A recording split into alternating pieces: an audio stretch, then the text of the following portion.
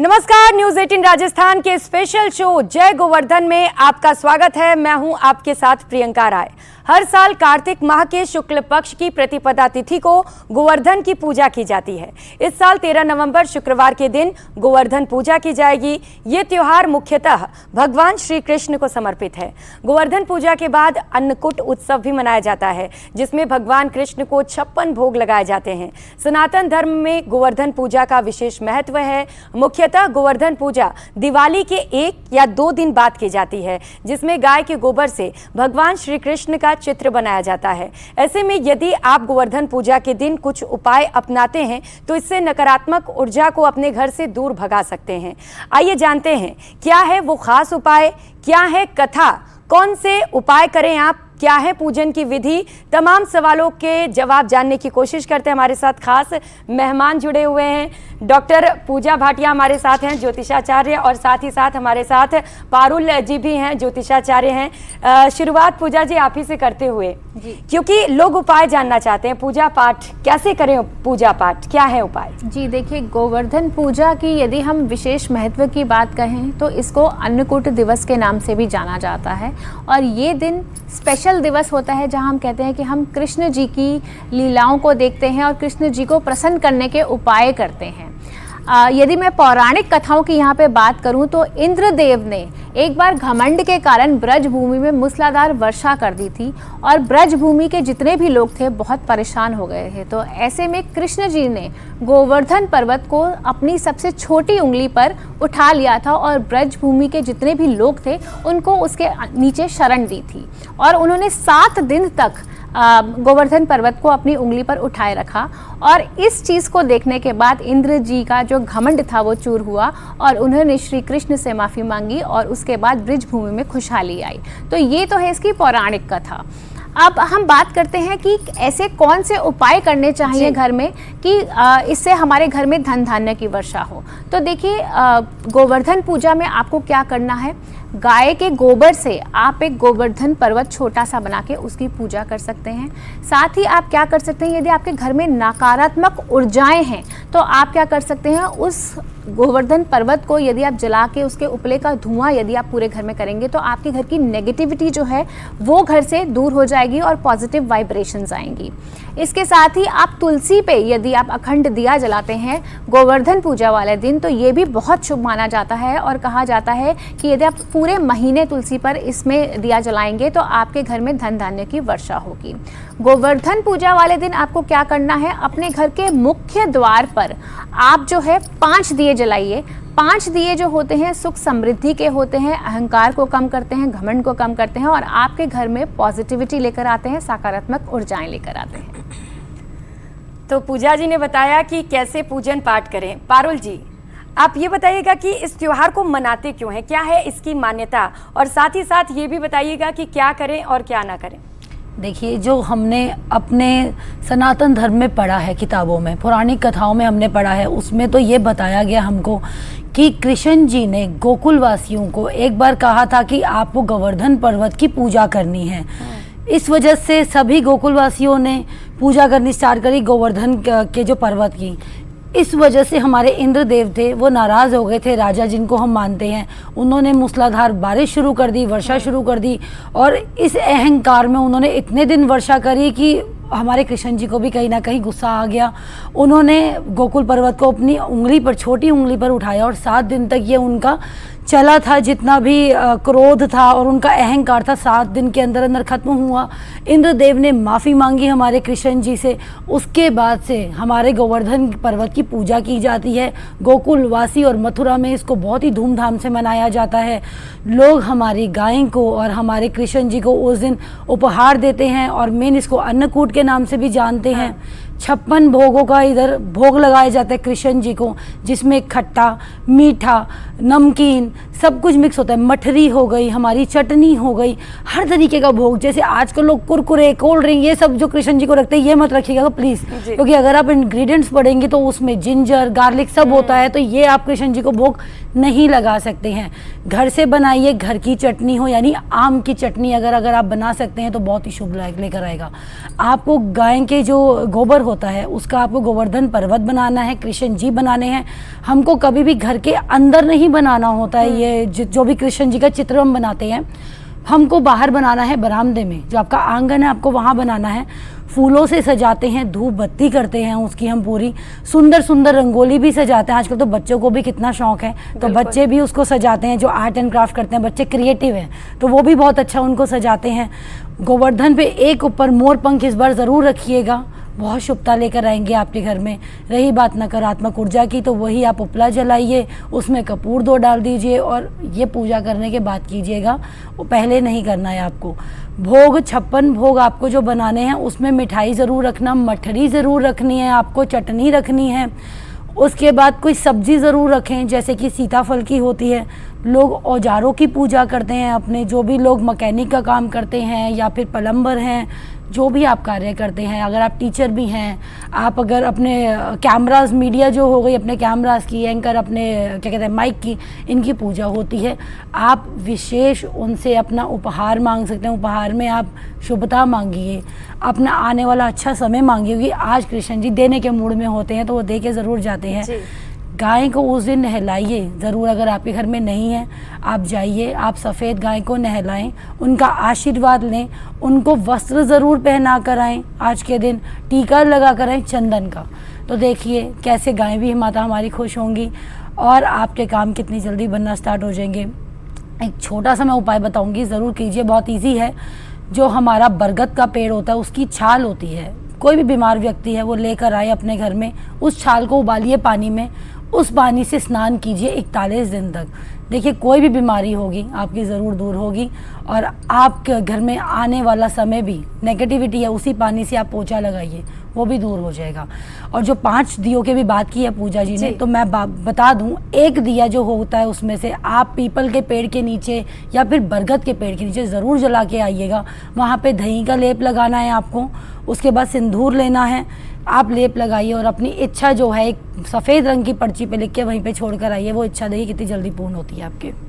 तो अगर अपनी इच्छा पूर्ण करनी है तो पारुल जी ने बता दिया है कि आपकी इच्छा कैसे पूरी होगी। अगर कोई काम रुका हुआ है तो वो भी बन जाएगा। और भगवान श्री कृष्ण को कैसे खुश करें, क्या भोग लगाए, ये भी बड़े ही अच्छे से पारुल जी ने बताया। पूजा जी, चूंकि कहते हैं कि भगवान श्री कृष्ण को पीला रंग अति प्रिय है, तो क्या कुछ इसे लेकर भी मान्यता है कि कौन से वस्त्र धारण करें, किस रंग के धारण करें, कैसे पूजा पाठ करें, इसे लेकर भी जरा जानकारी दीजिएगा। देखिए, गोवर्धन पूजा वाले दिन जिस तरह से गोबर से प्रतिमा बनती है और गोवर्धन पर्वत बनता है, तो ऐसे में कृष्ण जी को पीले वस्त्र पहनाना जो होता है वो शुभ माना जाता है। साथ ही येलो कलर जो होता है, हम कहते हैं कि जुपिटर की एनर्जी को एनहांस करता है। कृष्ण जी को हम बाल गोपाल रूप में भी देखते हैं और जिन दंपति को संतान संबंधित समस्याएं हैं तो उनके लिए ये बहुत इम्पॉर्टेंट डे माना जाता है, क्योंकि इस दिन यदि हम कृष्ण जी के मंत्र करते हैं, कृष्ण जी को बांसुरी अर्पित करते हैं चांदी की, और साथ ही कृष्ण के जो हमारे देवकी नंदन के जो मंत्र हैं और साथ ही संतान गोपाल मंत्र है यदि हम करते हैं तो बहुत शुभ होता है। अन्नकूट का भी हम कहते हैं, तो 56 प्रकार के जो हम भोग चढ़ाते हैं, जैसे कि पारुल जी ने बताया कि 56 भोग चढ़ाया जाता है, खट्टा मीठा चटपटा हर तरह का हम भोग चढ़ाते हैं, फल फूल का भोग चढ़ाते हैं, तो ये बहुत शुभ होता है। और इसके अलावा कृष्ण भगवान के साथ साथ हम क्या करते हैं, यहाँ पे हम लक्ष्मी माता और विष्णु सहस्त्र नाम का भी पाठ करते हैं, क्योंकि विष्णु जी भी देखा जाए तो विष्णु और कृष्ण जी के ही कृष्ण जी जो है विष्णु जी के ही अवतार हैं, तो विष्णु सहस्त्र नाम का पाठ करना बहुत शुभ माना जाता है। लक्ष्मी पूजन भी किया जाता है और साथ ही आप पीपल के पेड़ के नीचे 7 दिए जलाकर आइए। आपके घर में जितनी भी नकारात्मक ऊर्जाएं हैं वो खत्म हो जाएंगी, आपकी लाइफ में जितनी भी नेगेटिविटी है वो खत्म हो जाएगी, जीवन में आने वाली बाधाएं हैं वो भी साथ में कहा जाता है कि इस दिन खत्म हो जाती हैं। क्योंकि भगवान श्री कृष्ण बड़े नटखट हैं और कहा जाता है कि उन्हें तो आप कुछ भी कर लो वो खुश हो जाते हैं। लेकिन आपने पारुल जी ये ज़रूर बताया कि कैसे पूजा पाठ करें, क्या विधि विधान है, क्या इसे लेकर भी कुछ है कि ये काम ना करें, इससे भगवान नाराज हो जाते हैं? देखिए, इस बार प्रतिपदा के साथ ही हमारी द्वितीय तिथि लग रही है ना, तो जैसे कि प्रतिपदा इस बार हो रही है 13 नवंबर को, तो हम गैप जो छोड़ना है लोगों को पता नहीं होगा, तो आपको सुबह सुबह जो पूजन की जो तारीख है या जो टाइम है, तिथि है, सुबह 6:43 से 8:52 तक है। तो जो लोग एक दिन पहले मनाने की सोच रहे हैं उस दिन पूजा नहीं होगी। हम सूर्योदय पे पूजा करते हैं और इस बार द्वितीय तिथि पर ही हमारा भाई दूज भी मनाया जा रहा है। तो जब जो भी लोग फास्ट करते हैं, व्रत रखते हैं गोवर्धन पूजा का, सबसे पहले आपको सुबह उठ के तेल की यानी सरसों के तेल की मालिश करनी है, उसके बाद आप स्नान कीजिएगा। तो आपको जो काम नहीं करना, अकेले बैठ के पूजा नहीं करनी, कोई भी दंपति हो या नहीं हो, जो सिंगल है, जिनका विवाह नहीं हुआ है, जो बच्चे छोटे हैं, पूरा परिवार मिलके ही पूजा करता है ये वाली। कोई भी एक जैसे कई लोगों के घर में रिवाज होता है, अभी हम स्नान करके उठे हैं तो अब हम पूजा करेंगे, फिर थोड़ी देर बाद कोई और उठा फिर वो दिया जला देता है, ऐसे नहीं करना है। आपको एक साथ ही बैठ के, हाँ, आप एक ही टाइम पे जो भी आप 7 साढ़े 7 का टाइम जो है आप उस पे तिथि पे पूजा कीजिए, इकट्ठे बैठ के कीजिए। जितने भी घर में आपके जितने भी मेंबर्स हैं सब इकट्ठे पूजा करनी है आपको। दाम्पत्य को जो भी परेशानियां आ रही हैं कृष्ण जी से इस बार आप मांग सकते हैं, क्योंकि बहुत ही शुभ है इस बार हमारी गोवर्धन पूजा। जो संयोग बन रहे हैं बहुत ही शुभ संयोग बन रहे हैं, उनको इस बार चमेली के फूलों की माला ज़रूर अर्पित कीजिए। आपको जो काम नहीं करना, पशु पक्षियों को जो कोई लोग मारते हैं मारना नहीं है, कुत्तों को भगाना नहीं है, ऐसी चीज़ें ना करें आप जो कि आज आपको दुख दे और आगे आने वाले टाइम में भी आपकी किस्मत जो है या कुंडली है जो कोई ना कोई आपको पीड़ित कर जाए या फिर आपका ग्रह खराब कर जाए। आपको वो काम नहीं करने हैं। छोटा सा एक काम ज़रूर कीजिएगा। चावलों का आटा लेना है आपको, उसको गूंद कर आपको 3 चिड़िया बनानी है। एक आपको जो है माँ लक्ष्मी को ज़रूर अर्पण करनी है, दूसरी आपको पीपल के पेड़ के नीचे रखनी है, तीसरी जो है आपको पानी में उबालनी है। पानी में उबालने के बाद आपको गाय को खिला देनी है। ये काम आप ज़रूर कीजिएगा। देखिए काम तो बनेंगे, उपाय भी है, लेकिन आपको ये कार्य भी इस दिन करना है कृष्ण जी के लिए। वो शुभ है। जिन्होंने अपने घर में बाल गोपाल रखे हैं उनके लिए भी है, उनके आगे भी ये अर्पित करना है। और जिन्होंने बाल गोपाल रखे हैं मैं उनको बोलूँगी आप उस दिन उनको कहीं मत लेके जाइए, उनके वहीं पे स्थान पे रखिए और उनको छोटी सी, जैसे पूजा जी ने बताया, बांसुरी तो देनी ही देनी है, आपको अर्पण करनी है उनको। एक मोरपंख का जो मुकुट होता है ना, वो ज़रूर उनको अर्पण कीजिएगा। कपड़ों में, वस्त्र में आपको बता दिया गया है। और जो कार्य आपको नहीं करना, काले और नीले रंग के और हरे रंग के वस्त्र आज ना पहनिए तो ही शुभ रहेगा आपके लिए। इसके अलावा मैं कुछ चीज़ें और भी बताना चाहूँगी। यदि गोवर्धन पूजा बहुत ही शुभ दिन है, ऐसे समय में आप जब घर में अखंड दिया जलाते हैं, आप गोवर्धन पर्वत की पूजा करते हैं गाय के गोबर का पर्वत बनाकर, तो आपको घर में किसी भी तरह का नेगेटिव एटमॉस्फेयर नहीं रखना है। घर में ये ऐसे ना हो कि घर में एक तरफ तो आपने दिया जला रहे हैं, आप पूजा कर रहे हैं, दूसरी तरफ आप घर के सभी सदस्य लड़ाई झगड़ा कर रहे हैं, आपसी कलह कर रहे हैं। तो आपसी कलह से बचें। और जिस तरह से आपने दिया जलाया हुआ है तो मांस मदिरा का सेवन आप हो सके तो अवॉइड कीजिए। इस दिन कुछ भी ऐसा कार्य ना करें जिससे आप किसी का दिल दुखाएं। चाहे जैसे पारुल जी ने बोला है, जानवरों को भी बिल्कुल परेशान ना करें, जानवर हो, इंसान हो। इस दिन गाय को हम जो है विशेष महत्व देते हैं। गाय को आप हरी घास का चारा डालें तो बहुत ही शुभ होगा। साथ ही कहा जाता है कि गाय की जो पूंछ होती है उसमें सभी देवी देवताओं का वास होता है। तो आप जो है वहाँ पे आप गाय की पूजा कर सकते हैं और साथ ही गौमूत्र भी छिड़क सकते हैं अपने घर में। ये बहुत शुभ रहने वाला है आपके लिए। तो किसी को परेशान नहीं करना है, दुख नहीं पहुंचाना, ना सिर्फ इंसानों को बल्कि जानवरों को भी। तो कोशिश ये करिएगा कि गाय की पूजा अर्चना करें, उनका खास ख्याल रखें। क्योंकि पारुल जी, आमतौर पर लोगों का शेड्यूल बड़ा बिजी हो गया है, वक्त नहीं है तो गाय भी नहीं रखते हैं। लेकिन इस दिन गाय को लेकर खास, चूंकि आप लोग लगातार बता रहे हैं कि उनकी सेवा करें, इसे लेकर कोई मान्यता है क्या इसके पीछे? मान्यता ये है, हमारे कृष्ण जी की प्रिय ही इतनी है, तो आप जब कृष्ण जी को पूजेंगे तो आप राधा जी को भी तो पूछते हैं। तो वैसे ही आज उनके जो वाहन है उसको भी हम देखेंगे। गायें जो है उनको आप माखन बना के भी खिला सकते हैं। गाय में सारे देवी देवताओं का वास है। अगर आपने उनको खुश कर दिया तो सभी खुश हो जाएंगे ना एक ही बारी में। दूसरा, जो बच्चे हैं मैं बोलूँगी परेशान चल रहे हैं, डिप्रेशन में आए हुए हैं बहुत ज़्यादा बच्चे, मानसिक पीड़ाएं बहुत है। कुछ लोग पेरेंट्स से शेयर करते हैं, कुछ लोग नहीं करते हैं, फैमिली में दिक्कत चल रही है, कोई भी ऐसी चीज़ें प्रॉब्लम हो रही है। और व्यापारियों के लिए मैं स्पेशली बोलूँगी, उनके लिए पूजा अलग होती है। आज ही नया बही खाता आपको बनाना है, नई किताब रखनी है, ऊपर आपको ओम श्री गणेशाय नमः लिखना है, चंदन से आपको लिखना है, या फिर आप रोली या मोली ले सकते हैं, उससे आप लिखिए। उसके बाद आप अपना बही खाता जो भी आपके हिसाब किताब है पहले पन्ने पे आप ज़रूर लिखिएगा, नीले रंग के पेन से आपको कलम से लिखना है और फिर आप रख दीजिएगा। और आपको अगर जिनका व्यापार नहीं चल रहा, बोलूँ गोवर्धन पर्वत वाली कृष्ण जी की अगर तस्वीर या प्रतिमा आप लगाते हैं अपने व्यापार में, अपने ऑफिस में, अपनी फैक्ट्री में, तो देखिए कितनी जल्दी चलेगा। ये एक वास्तु का भी आपका उपाय है।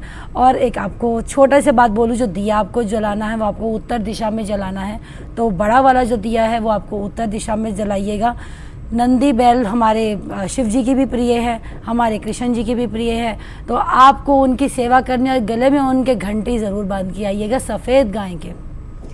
तो इतने कम समय में हमने आपको ये भी बता दिया कि क्या करे क्या ना करे, पूजा कैसे करे, और वास्तुकला भी पारुल जी ने बता दिया। पूजा जी, अगर कुछ और उपाय आपके पास हो जो आप बताना चाहती हो, जिनका जिक्र करना चाहती हैं? जी बिल्कुल, देखिए जिस तरह से पारुल जी ने मोर पंख का उपाय बताया है, तो मोर पंख का क्या महत्व होता है। देखिए जिन लोगों की कुंडली में काल सर्प दोष होता है तो मोर पंख का बहुत महत्व होता है। तो आप यदि इस दिन मोर पंख अपने घर में रखेंगे तो राहु केतु के जितने भी आपकी जिसकी वजह से बाधाएं आ रही हैं वो बाधाएं जो है वो कम हो जाती हैं। तो मोर पंख का उपाय आप अवश्य कीजिए, ये बहुत शुभ होगा।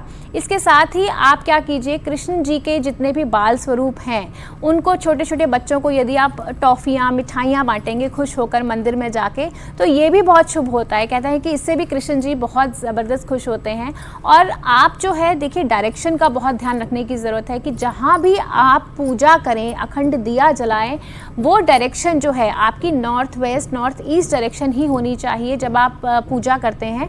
और वहाँ पे अगर मैं दिशा की बात करूँ तो वो जो आपका जो पूजा स्थल है वो कहीं टॉयलेट के आसपास नहीं होना चाहिए, साफ़ और स्वच्छ जगह होनी चाहिए।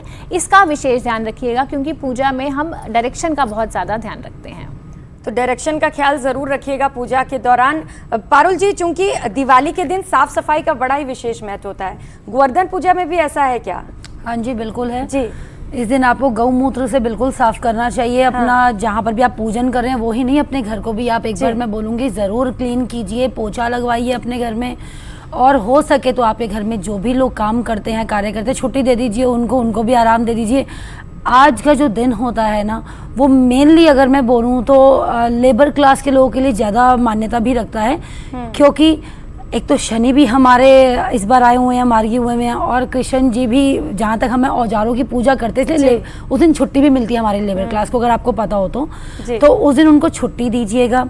कुछ दान दक्षिणा अगर दे सकते तो अच्छी बात है, वैसे इतना ज़्यादा ज़रूरी नहीं है, छोटी छोटी चीज़ें ही आपको करनी है। घर की सफाई तो ऑलरेडी दिवाली पे आप करोगे तो एक गौमूत्र का जो है छिड़काव कर सकते हैं घर में आप। उसके बाद आप जो गोबर है गाय का, एक उपला आप ज़रूर अपने घर पे सुखा के रख लीजिएगा, वो आपके काम भी आगे जाके भी आएगा। और उस दिन जो है आप छोटा सा टुकड़ा अपने मंदिर के बाहर रखिएगा या अपने मुख्य द्वार पे आप रखिए, क्योंकि जितने भी ये काल रात्रि चलती है, दिवाली चलती है, यहाँ पे ना साधक इस टाइम पे तंत्र मंत्र ये सब पूजा भी ज़रूर होती है। चौराहों पे छुप जगह पे तंत्र छोड़े जाते हैं, उपाय किए जाते हैं, उससे बचिए। अपने बच्चों को उस दिन घर पे रखिए तो अच्छी बात है। लड़कियों को मैं बोलूँगी, महिलाओं को बोलूँगी, बाल खुले करके ना जाया करें। अगर ऐसे त्योहार आते हैं जब हमारे दिवाली, भाई दूज, जिस पर भाई दूज भी उसी दिन है, तो आप द्वितीय तिथि पे भी आप मना सकते हैं, यानी कि 14 नवंबर से लेके आप 15 नवंबर तक आप मना सकते हैं भाई दूज का भी त्यौहार। तो आप छोटे छोटे से अपनी, हम उपाय नहीं बता रहे हैं आपको, ये बोल रहे हैं कि ध्यान रखने की चीज़ें हैं जो कि आप कर जाते हैं। कई बार आप पूजा करते हैं फिर कहते हैं हमें हल नहीं मिल रहा, हम तो इतनी पूजा कर रहे हैं, भगवान हमारी बात ही नहीं सुन रहा। कुछ गलतियां हम लोग कर देते हैं, वहाँ पे वो चीज़ें जो होती है ना खराब हो जाती हैं। आप उल्टी कर देते हैं, कई बार हमें करना कुछ होता है पर हमें पता नहीं है विधि विधान, तो हम कुछ और ही कर जाते हैं, वहाँ पर चीज़ें खराब हो जाती हैं। बाकी सफाई तो हम सबको करनी ज़रूरी है। घर में पुराने कपड़े पड़े हैं तो ज़रूर दान कर दीजिए, सर्दियों का समय है तो जितना आप दान दक्षिणा करेंगे उतना आपके लिए अच्छा है, आप पे भी और आएगा और आप सामने वाले को भी दीजिएगा कि वो उस टाइम पे निवस्त्र बैठा हुआ है, उसको ज़रूरत है, तो ज़रूर दान कीजिएगा। तो साफ सफाई तो आपको करनी है, हालांकि साफ सफाई तो साल भर करनी चाहिए, लेकिन इस दिन आपको थोड़ा सा और विशेष गौमूत्र से घर की सफाई करनी है। साथ ही साथ जैसा कि पारुल जी बता रही हैं कि लोग सोचते हैं पूजा पाठ तो हम करते हैं लेकिन फल नहीं मिलता है, तो फल इसीलिए नहीं मिलता है क्योंकि आप कुछ गलतियां करते हैं, और इसीलिए आज हम ये खास शो भी आपके लिए लेकर आए हैं ताकि आप उन गलतियों से बच सके और भगवान की कृपा आप पर बनी रहे। पारुल जी, क्योंकि आप बार बार लगातार ये जिक्र कर रही हैं कि उसी दिन भाई दूज भी है, तो उसे लेकर भी कुछ खास उपाय है क्या कि भाई दूज को कैसे मनाएं, क्या किस तरीके से पूजा पाठ करें? भाई दूज पे वह देखो, वैसे तो खुशियों का त्योहार होता है, इसमें हम अर्चने नहीं डालेंगे, फिर लोगों को वहम आ जाता है बहुत ज़्यादा। मैं अपने घर की बात करूँ तो मैं भी कुछ उनको बोलती तो बोलते नहीं नहीं नहीं नहीं वहम नहीं डालना आज के दिन में, है ना। तो मैं वहम नहीं डालूंगी, छोटी सी बात बोलूंगी। वेस्टर्न क्लोथ जो भी लड़कियां पहनती है ऑफेंडेड ना हो, लेकिन काले और नीले कपड़े से आप तिलक ना कीजिए अपने भाई का। उसमें चावल ज़रूर डाल दीजिए और आरती ज़रूर कीजिए, और हमेशा मंत्र जाप करते हुए आप तिलक करेंगे, अपने भाई को तरक्की मिलेगी, उनको उनका कारोबार आगे बढ़ेगा। क्योंकि ये बहन का और भाई का ही त्यौहार होता है, तो बहन को ही उच्चारण करने चाहिए मंत्र। जो भी मंत्र आता है, गायत्री मंत्र सबसे शुभ होता है, तो आप वो उच्चारण कर सकते हैं। बाकी आप भाई का जो सिर होता है ढका होना चाहिए, बहन का भी सिर ढका होना चाहिए। हमें कभी भी खड़े होकर तिलक नहीं करना चाहिए, हमेशा आपको बैठ के तिलक करना चाहिए। जो दिशा होती है उसका भी ध्यान रखना चाहिए। आप भाई को देखते हुए मीठा जो आपको खिलाना है, रसगुल्ले खिला सकते हैं उस दिन आपको, क्योंकि वो शुभ माने जाते हैं। और खुद बना के कोई बहन अगर भाई को मिठाई खिलाए तो वो शुभता का ही काम करती है। छोटी बहन हो या बड़ी बहन हो, कोई भी हो, भाई को पैर जरूर छूने हैं, आशीर्वाद ज़रूर लेना है। और जो उपहार होते हैं ज़रूर एक्सचेंज कीजिए।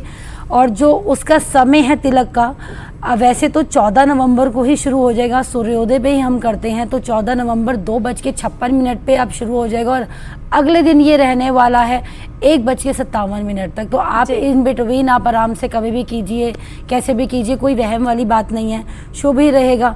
खड़े होके मत कीजिए। मैंने बहुत सारे भाई बहनों को देखा, बच्चों को देखा है, करते हैं वो, तो बैठ के आराम से कीजिए, चलते फिरते हुए नहीं कीजिए। लोग बातें करते हुए करते हैं, बातें करते हुए कभी भी तिलक नहीं करना चाहिए कि आप घर की परेशानियां सुना रहे हैं या बातें कर रहे हैं या आप कुछ भी बोले जा रहे हैं, आप वो नहीं कीजिए। आराम से सुख शांति का माहौल बना के बैठिए, मंत्रों का उच्चारण होना चाहिए उस समय पे, और फिर आप तिलक कीजिए अपने भाई को। और भाई की तरक्की की आप मनोकामना कीजिए, भाई अपनी बहन को करे, उसके सुख जीवन की मनोकामना करे। देखिए त्यौहार कितने अच्छे मनेंगे आपके। बस कलेशों से दूर रहना है, मन भी साफ होना चाहिए। जिन भाई बहनों की नहीं बनती है उनके लिए एक छोटा सा उपाय बोल रही हूँ। बहन अपने भाई के घर में कोई बात नहीं करता लंबे अरसे से, कोई मतभेद चल रहा है उनका, लड़ाइयाँ चल रही हैं उनकी, तो ज़रूर बहन जाए अपने भाई के घर में। देखिए यमराज जो था हमारा गया था अपनी बहन के घर में, तो उन्होंने पूरा खाना वगैरह भोजन करा के भेजा था। तो यही हमारी जो है मान्यता चली आ रही है। तो भाई को जाना चाहिए अपनी बहन के घर में, भोजन करा के आराम से उसको भेजे। कोई भाई शादीशुदा है तो भाई और भाभी का इकट्ठे तिलक किया जाता है, उसको नारियल ज़रूर देना, सूखा नारियल। झोली खाली नहीं भेजनी चाहिए बहनों की। कुछ लोग कहते हैं बहनों के घर से लेकर नहीं आते, खाकर नहीं आते हैं, तो देखिए आज बहन देगी भी और भाई लेगा भी, तो दोनों चीज़ें आपको करनी है। भाई भोजन ज़रूर करके आए बहन के घर से, बहुत शुभ माना जाता है आज के दिन में। और उसको बहन से अगर आप अफोर्ड कर सकते हो, चांदी का सिक्का ज़रूर दे के भेजिए अपने भाई को। रुमाल दे पीले रंग का या फिर लाल रंग का, उसमें आपको रखना है छोटा सा सूखा नारियल, थोड़ी सी मिश्री और कॉइन। अगर आपके पास नहीं है सिल्वर का तो आप 1 रुपये का ही सिक्का रख दीजिए अपने भाई के लिए, और वो पोटली ज़रूर दीजिएगा और आशीर्वाद ज़रूर दीजिएगा भाइयों को, ताकि उनकी लंबी आयु हो, उनकी घर गृहस्थी बसी रहे और उनका कारोबार चलता रहे। तो मन चंगा तो कटौती में गंगा, मन को साफ रखना है, दिमाग को शांत रखना है, और तिलक लगाने की विधि विधान तो पारुल जी ने बहुत अच्छे से बता ही दी है। पूजा जी, चूंकि गोवर्धन पूजा का लगातार हम जिक्र कर रहे हैं कि कैसे पूजा पाठ करें, क्या करें, इस पर आपने बहुत सारे उपाय भी बताएं। कुछ और बातें हम आपसे जानना चाहेंगे कि अब वो गलतियाँ जिन्हें करने से लोग बचें। देखिए, गोवर्धन पूजा हो या फिर जिस तरीके से हम टीके की बात कर रहे हैं, भाई दूज की बात कर रहे हैं, तो जिस तरह से पारुल जी ने बताया कि काले और नीले वस्त्र ना पहने पूजा के समय में, क्योंकि काला और नीला वस्त्र हम शुभ नहीं मानते हैं। अब क्यों शुभ नहीं मानते हैं? क्योंकि काला वस्त्र जो होता है, कहा जाता है कि कोई भी एनर्जी होती है उसको बहुत स्ट्रांगली अब्जॉर्ब करता है। तो ये अमावस्या की रातें हैं, तंत्र मंत्र की रातें हैं, तो नेगेटिविटी बहुत ज़्यादा अब्जॉर्ब हो जाती है काले वस्त्र से। तो इसलिए यदि आप भाई दूज है या गोवर्धन पूजा है, इस दिन अगर आप राशि अनुसार अपने वस्त्र धारण करें तो आपके लिए बहुत शुभ है। जैसे कि मैं मेष राशि की बात करूंगी तो मेष राशि वाले लाल या नारंगी रंग के कपड़े पहन सकते हैं। बहनें इस दिन लाल और नारंगी रंग के वस्त्र पहनकर अपने भाइयों के घर जाएं तो उनके लिए बहुत शुभ रहेगा। और अगर उनके भाई मेष राशि के हैं तो उन्हें लाल रंग के वस्त्र अर्पित कीजिए।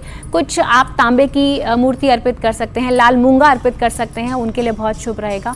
वृषभ राशि वाले सफ़ेद और सिल्वर कलर के वस्त्र पहन सकते हैं, और यदि आपका भाई वृषभ राशि वाले हैं तो आप उनको सफ़ेद वस्त्र अर्पित कर सकते हैं। कुछ सिल्वर का आइटम आप अर्पित कर सकते हैं, ये उनके लिए बहुत शुभ रहेगा।